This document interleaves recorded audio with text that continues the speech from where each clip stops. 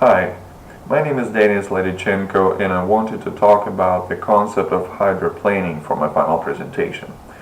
So I'm sure most of us had the situation when you drive down the wet road, everything goes well, and then all of a sudden you hit the pedal and lose control of your car. You try to steer, but your car just doesn't follow. It is a pretty dangerous condition, and this is what we call hydroplaning. Let me try to explain how it all happens.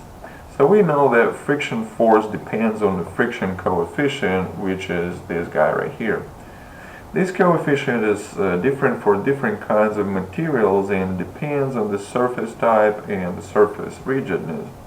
For example, friction coefficient between the tire and a dry asphalt is about 1.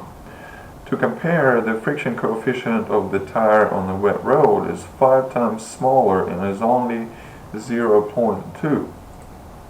On the wet road, the car tire still has a little bit of a contact with the road, which we can see here.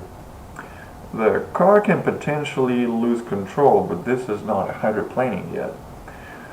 The hydroplaning happens when at some critical speed the water builds up in front of the tire and eventually lifts up the tire above the road, as we can see right here. At this point, the tire glides on the surface of water without even touching the road.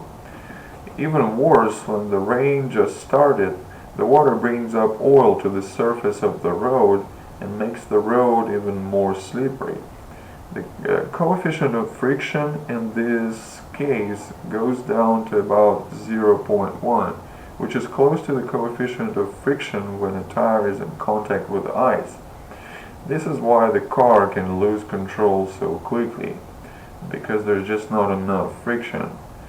This is also why it is important to slow down on the wet road. That was the concept of hydroplaning. Thank you.